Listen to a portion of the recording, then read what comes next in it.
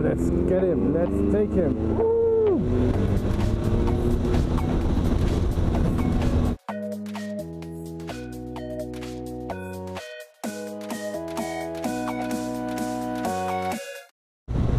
So she decided to walk, and it took her 4.5 hours. I found out later something I found quite interesting. They have a lot of small bicycle shops in Tokyo, especially like the you know, the grandma bicycles, $120 or $150 or $200 for like a normal basic bicycle. And I learned later that they were absolutely sold out. Most bicycle shops were sold out up to, I don't know, I'm guessing 20,000-30,000 yen. People were just buying bicycles, taking them home, and then just keeping them there because they couldn't get home otherwise, right? The taxis were really busy. I didn't walk myself, but my wife said there was a whole caravan. There were business people walking on the streets, everybody dressed in black or everybody in suits. I think that was a really shit experience for her, right? Just having to walk home so far. My boss walked home as well. My boss was like, we're gonna go up and clean up a bit, and I'm like, yeah, I'm gonna have a look. So all the shelves came down, books on the floor, things like that broke. Nothing really major, but everything that wasn't screwed together pretty much fell off the wall. So yeah, that was pretty much what I did. My boss said to me like, we're gonna clean up after I saw all the damage, but I just like, nah, you know what, I'm gonna go home. So I just left. After the earthquake, pretty much for 2 weeks Tokyo was complete chaos. What was interesting was that you could not find water anywhere. There was absolutely no water to buy.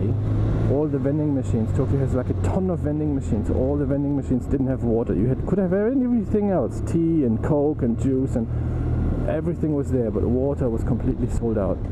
Nobody was having any water. So what did my wife and I do?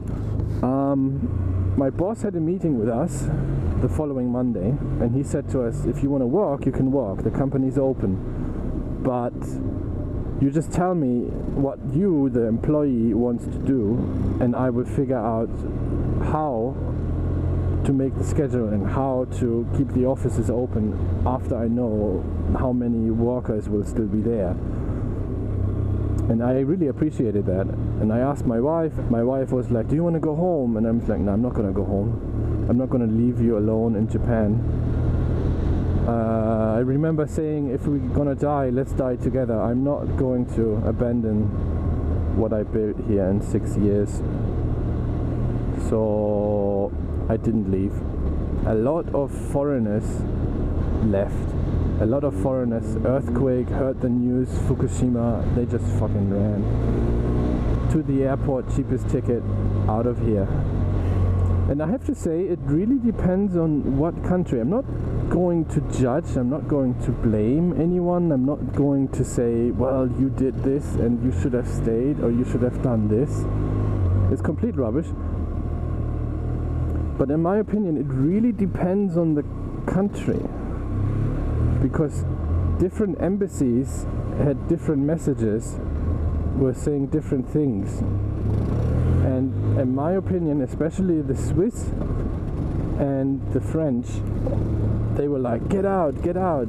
At my wife's company, there was a Swiss person working, and well, he left, he ran off.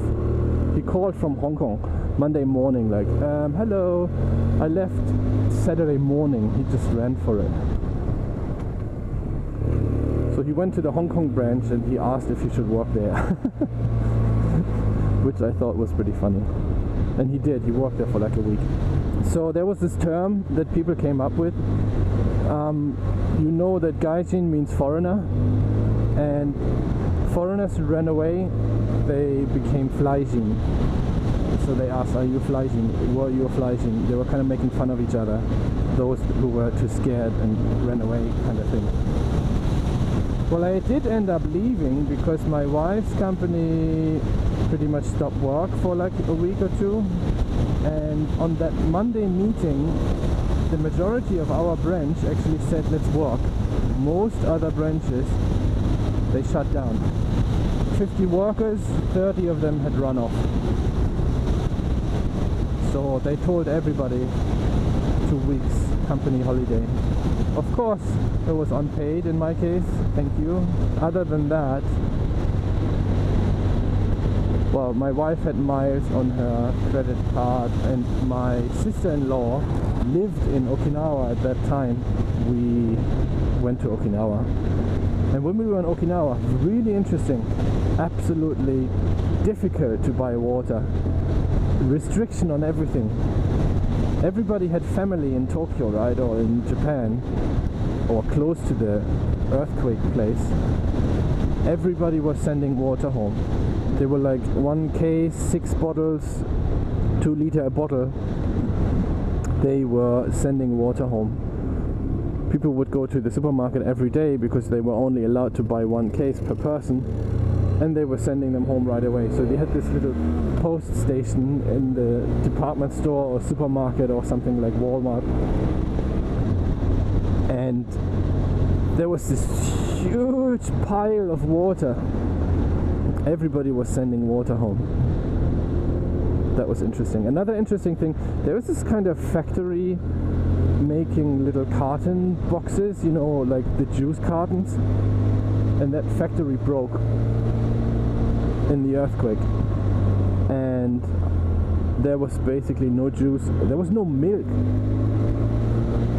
Juice has a lot more stock and can keep a lot longer, but milk can only keep, like, you know, a couple of weeks or so, maybe a week or 2, and it completely ran out. They ran out of boxes. They didn't run out of milk, they ran out of freaking cartons. Another very interesting thing, I heard there was a small parts manufacturer for 1 or 2 or 3 of the big car manufacturers, like, I don't know, Honda and Toyota and so on, and that car parts factory broke down.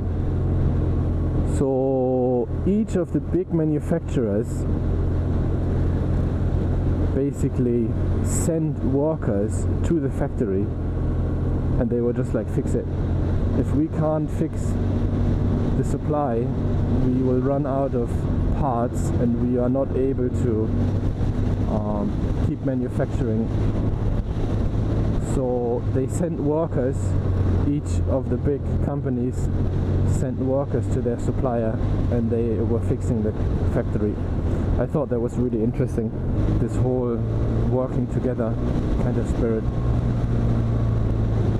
Another interesting thing I just heard is that apparently on the 11th of every month, people gather around Tohoku, around the affected areas, and they kind of dig for bodies and search for bodies on the beaches.